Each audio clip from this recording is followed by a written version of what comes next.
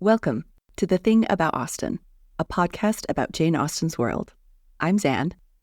And I'm Diane. And this episode, we're talking about elegant extracts. Because you have to say it like that. You have to say it like elegant. Elegant.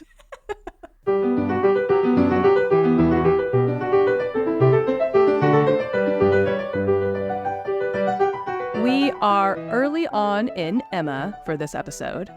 Harriet and Emma have become friends, and Emma is obviously doing her best to investigate all corners of Harriet's life. All. She's very thorough. Yes. This includes asking lots of questions about this Mr. Martin guy that Harriet has mentioned more than once, including asking Harriet about Mr. Martin's reading habits. The important details, right? Mm-hmm. So this is from Harriet. Oh, yes. That is, no, I do not know. But I believe he has read a good deal, but not what you would think anything of. He reads the agricultural reports and some other books that lay in one of the window seats, but he reads all of them to himself. But sometimes of an evening, before we went to cards, he would read something aloud out of the elegant extracts. Very entertaining. My favorite detail of that is just the books that lay in one of the window seats. Like, she's really clocked that, you know? Right? She's like, I have no idea what they are, but I know where he's sitting. So, yes. I'm watching him, following him around the room, tracking him with my eyes. Yes. I don't know what he reads, but he reads very attractively, is what this is saying to me. So, elegant extracts refers to literary anthologies or a collection of pieces of poetry or prose created by Vicessimus Knox, who was a cleric and schoolmaster. He was also an essayist who had lots of opinions about reading, and more specifically, what kind of reading was going to improve young minds. This man, if you can imagine, was not a fan of sentimental novels, as he describes in detail in his essay on novel reading, published in 1778. It will corrupt the youth. Yes, those novels, man. Perhaps as a result of this belief that young minds need to access appropriate or moral literature, heavy on those air quotes, he created his first anthology in 1783, which is quite a mouthful. So here is the title: Elegant Extracts, or Useful and Entertaining Passages in Prose Selected for the Improvement of Scholars at Classical and Other Schools in the Art of Speaking, in Reading, Thinking, Composing, and in the Conduct of Life. Just covering everything. It's all encompassing. Yeah. So much that this book was supposed to accomplish. The introduction to the first edition specifically addresses schoolboys as the target audience for his extracts, and it's clear from the title that Knox envisioned that his anthology would be used as part of a boy's education. By the 10th edition of the prose anthology, published in 1816, it is advertised for the use in educating, quote, both sexes. This anthology was so popular that in 1789, he published a companion piece for poetry with another descriptive title. So, let me take a deep breath, and here we go. Elegant Extracts, or Useful and Entertaining Pieces of Poetry, selected for the improvement of youth in speaking, reading, thinking, composing, and in the conduct of life, being similar in design to Elegant Extracts in prose. Okay. I do appreciate that there's a certain kind of consistency between the titles. Right. But then he's also plugging the other book in this title. Yeah. Cross-marketing, okay? These texts were fairly didactic in purpose. Not surprising. Those titles say a lot for a reason. And both were often adopted into schoolrooms across England. They were in continual publication with new editions put out into the 1820s. And these books continued to grow in popularity and heft as time went on. According to Susan Allen Ford in her article, Reading Elegant Extracts in Emma, very entertaining, quote, Elegant Extracts initially took the form of small duodecimo volumes, but almost immediately shifted into octavo and sometimes quarto sizes. Edmund Blunden observed that they were as, quote, portly as tall. Their daily cartage must have helped the bodily as well as the mental and spiritual development of the young recipients. Little bit of a physical education workout, Right? you know? Right. And having hefted many an anthology in a backpack in my time, I feel that. I feel that deeply. Yeah, this immediately makes me think about having to pack around that giant Norton anthology of theory. Like, it's just, it's a doorstopper. We're talking thousands of pages. Yeah. Like just carrying a couple of bricks in your bag. Ford also gives a great overview of what kinds of texts would have been included in both the prose and poetry editions. In the prose collection, for example, one could read, quote, moral and religious writing, classical and historical subjects, orations and characters from ancient and modern historians, narratives, dialogues, and other humorous or entertaining pieces, introductions to geography, astronomy, chronology, natural history, etc. There were prose bits from Shakespeare's plays and extracts from essays that had appeared in The Spectator and The Tatler, but also many extracts from modern authors. Johnson and Blair were represented, as well as Benjamin Franklin, Lawrence Sterne, Edmund Burke, and Hester Chapone. So the poetry collection also had a structured organization, and Ford continues to explain that, quote, among other works, the 1789 edition included extracts from Shakespeare's plays, Pope's translation of the Iliad, Spenser's Faerie Queen, Milton's Paradise Lost, and poems by Swift, Goldsmith, Cooper, and Barbauld. So as previously mentioned, these anthologies became pretty commonplace and popular in schoolrooms between the 1780s to 1820s. In his book, The English Common Reader, A Social History of the Mass Reading Public, 1800 to 1900, Richard Altick points out that even though elegant extracts, quote, turned up sometimes even in elementary schools, its intended place was in the hands of middle-class adolescents. And in these classrooms, the texts within the anthologies were mostly used like Knox intended. He writes in one of his introductions that it should be used, quote, just as the Latin and Greek authors are read at the grammar schools, by explaining everything grammatically, historically, metrically, and critically, and then given a portion to be learned by memory. Fun. Yeah, sounds like a party. A major part of this education process was that last part, the rote memorization of pieces of literature. This is also linked to the elocution movement of this period, which emphasized one's ability to read or recite literature with feeling. And that's a bit of a throwback to our episode on Henry Crawford reading Shakespeare. But before we get into Austen's references to elegant extracts, we wanted to talk a little bit more about the cultural impact of anthologies in general in the 18th century. According to Leah Price in her book, The Anthology and the Rise of the Novel, From Richardson to George Eliot, a group of late 18th century anthologies, and specifically Knox's elegant extracts, had a near monopoly in the schoolroom, and this meant that the majority of the English middle and upper class were taught the same literary selections, something Price points out, quote, would have been logistically unthinkable a few generations ago. And while the rise in literacy can be characterized as a cultural positive, it's important to realize that one of the inherent problems of any kind of anthology is that it inherently chooses who to include and who to exclude from a collection. And as Price writes, quote, what they omit is as crucial as what they include. For example, in the 10th edition of Elegant Extracts, Knox promises in his introduction that the content included is, quote, selected from writers whose characters are established without controversy, which is pretty arbitrary since Knox gets to be the arbiter of taste and what can be defined as controversial. Mm-hmm. You know, and I don't think he's a fun time guy. I don't think, No. If he doesn't like the cut of your jib, you are not getting into Elegant Extracts. It's so true. Yeah. And remember, Knox is also creating these anthologies in part in response to what he felt were the moral failings of novels. So you can see how anthologies inherently perpetuate his own bias. As a result, according to Price, the rise of the anthology in the 18th century established not only the content of the canon to date, but also the rules by which future literature would be transmitted. And generally speaking, anthologies have historically prioritized works by white, upper-class English men, while people of color, working-class writers, women, and nearly every other marginalized group were excluded.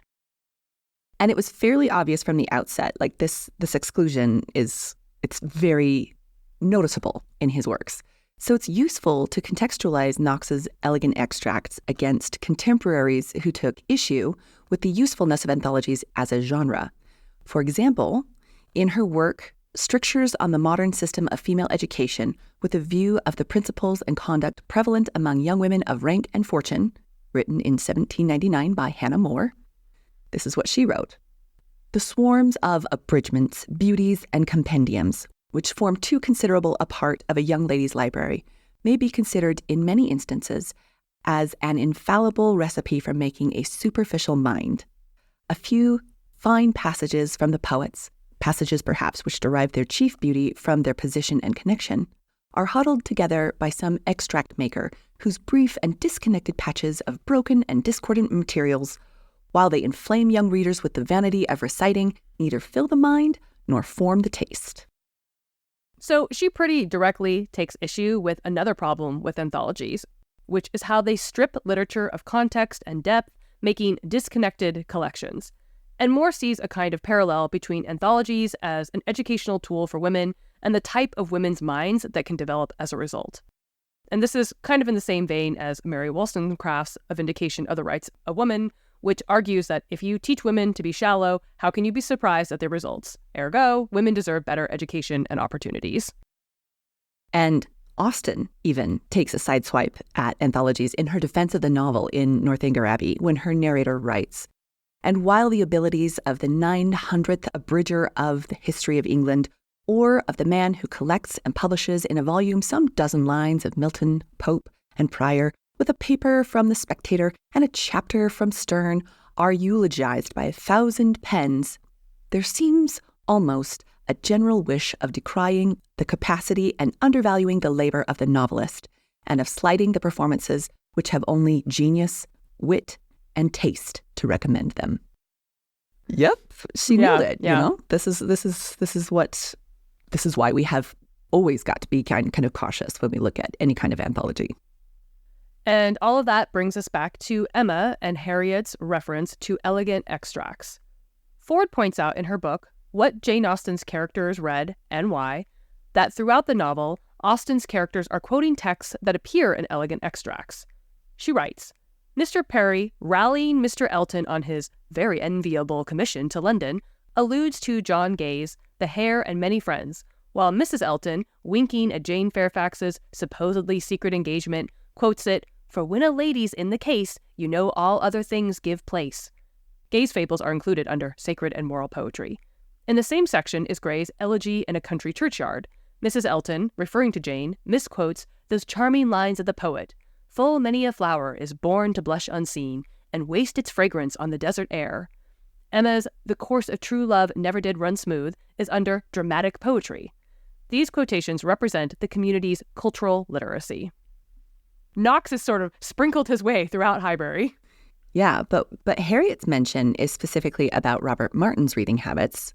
You know, he's a walking green flag here, friends. What a gem. You We know, just love Robert Martin. He is. He's just precious.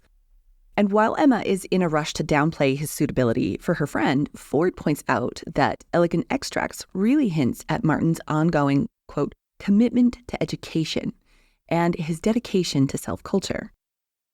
In her article, Reading Elegant Extracts, Ford talks about this in more detail. She writes, his sisters have had the superior education, as Emma flatteringly terms it, available from Mrs. Goddard's school. Although Mr. Knightley describes him as a respectable, intelligent gentleman farmer, the nature or extent of Robert Martin's own education is undefined, but certainly it would be reasonable, to anyone but Emma, to assume its equivalence to that of his sisters. The possession of elegant extracts, from which he reads aloud of an evening, might suggest either that it's a book from his own school days that remains useful, quote, for those short intervals of accidental leisure, or that he or his late father has purchased it for the family's instruction and entertainment. So, while Emma is quick to judge, Austen is potentially using Knox's anthology to signal Martin's perfect suitability for Harriet, since he's an educated man, interested in keeping his mind engaged, even when he has, leisure of an evening. And let's not forget that he's reading out loud a la Henry Crawford, perhaps, to entertain his mother and sisters. So what's not to love about this, you know? Harriet's like, you can just imagine her being like, I don't know any of the words that you said because I'm like in a music video, you know? And so I see your lips are moving, but there's this music playing in my head. Right. And I just died in your arms tonight. She's just like, this is fabulous. But this isn't the only mention of elegant extracts in Emma, you know, as much as we love this. The second reference is kind of an interesting echo of the first. When Emma and Harriet are collecting riddles for Harriet's book, Emma tells Mr. Woodhouse that one of the riddles they include is from elegant extracts. And we'll come back to that riddle in just a moment. But first, it's worth noting how Harriet's riddle book potentially serves as a kind of foil for Martin's copy of elegant extracts. According to Ford's book, Emma and Harriet, quote, collaborate on an anthology that comically recalls Knox's goals. The only literary pursuit which engaged Harriet, the only mental provision she was making for the evening of life, was the collecting and transcribing all the riddles of every sort that she could meet with. This slender collection, devised to forward the courtship game, assisted by Emma's invention, memory, and taste, transcribed mostly in Harriet's very pretty hand, is set against the bulky gravitas of elegant extracts. She's like doing an extract of the extracts, basically. Yes, that's an apt description there. And in a previous episode with Lynn Festa, we discussed the riddle book in detail, so we won't go into depth about that here. But it's definitely worth making the comparison between Knox's anthology and the kind of less earnest, or at least less highbrow, and again, using that kind of in air quotes, book of anthologized riddles that Emma and Harriet are making. The contrast to Knox's book is heightened when we realize that the riddle that Emma says came from elegant extracts is actually the potentially risque riddle that starts with, Kitty, a fair but frozen maid. We discussed this riddle more in our episode on the riddle book, but it's worth mentioning that this riddle, most commonly attributed to the actor David Garrick, appeared in many magazines, collections of riddles, witticisms, and the like, but definitely not in elegant extracts. Now, there are a number of debates around this riddle, so we're going to kind of foreground those for just a minute. So, for example, there are debates about how much Austen knew about the scandalous nature of this riddle. And there are also debates about whether the riddle can even be interpreted as scandalous. And there are debates about whether Austen intentionally misremembers where Emma finds it, or whether it's just a mistake on her part. And while we're not going to weigh in on that in this episode, again, go listen to our episode with Lynn Festa. She covers this beautifully. We have to at least acknowledge that this is a fantastic little anomaly as it regards the way that it's connected to elegant extracts. Yeah, no matter your reading of it, it's interesting and fun to ponder, whichever way you want to argue it. Yeah. Is Emma the one making the mistake? Is Austen intentionally having Emma get it wrong? Austen make the mistake? Ooh, so fun. Yeah. And that's how you know that we are a couple of peak nerds. Let's dive into that. Yeah. We could totally could have some speculation fun. And to wrap up all of these little intersecting allusions to Knox's anthology, we'll turn again to Ford's book, where she points out, quote, when Emma, scheming to bring her lovers together, ready with the answer to any riddle, passes Mr. Elton's parsonage, she promises Harriet, there go you and your riddle book one of these days. Emma is wrong, misreading Mr. Elton's charade and his courtship. But in Austen's riddle of Highbury relationships, the substitution of Robert Martin for Mr. Elton means that Harriet's riddle book goes instead to Abbey Mill Farm, the thin quarto of hot-pressed paper to lean against the upright solidity of elegant extracts. I love that image. That's so good. Totally. Again, yes. And it's like the extracted version of the extracts, and they're just right next to each other. Yes. Well, and it's like, the solidity of elegant extracts, that like the kind of... I mean, it's Robert Martin, Robert Martin is the solid, elegant extract. He's our sturdy, solid farmer, and we love him. Yeah. Oh, I love it. They're meant to be. Mm-hmm. And I do love that image. So to wrap up, we wanted to mention an instance or two of elegant extracts in Austen's own family. And again, Ford coming through with all the research for us. So this is from her article. According to Irene Collins, the Reverend George Austen thought so highly of elegant extracts in prose that in 1788, He gave the 14-year-old Frank a copy of it to take with him on board ship bound for the East Indies, assuring him that its passages from approved authors would furnish him with every requisite for belief and practice. Jane Austen herself owned a copy of the volume of prose, now at Jane Austen's house, Chawton, which she gave to her 8-year-old niece, Anna, in 1801, when the family's library was sold preparatory to the move to Bath. And Alice Marie Villaseñor has pointed to a copy of Elegant Extracts in Poetry, signed Edward Austen, 1808, part of the Night Collection at Chawton House Library. So it was definitely in circulation in Austen's world. Yeah, it's popping up in the Austen family. Yeah. So her reference in Emma is very much so deliberate, intentional. She knows what she's kind of doing there, which makes it all the funnier, the ways that it shows up in the Harriet and Martin relationship. Yep. Well, if you have any thoughts on Elegant Extracts, Harriet, Robert Martin, why Robert Martin is all the green flags, you can contact us in a myriad of places. You can find us on Instagram at The Thing About Austen and on Twitter at Austen_things. You can also check out our website, thethingaboutaustin.com, and email us at thethingaboutaustin@gmail.com. And you can also check out our merch for the podcast on Redbubble. Go to aboutaustin.redbubble.com. Stay tuned for next episode when we'll be talking about the Crescent. Thanks for listening. Bye.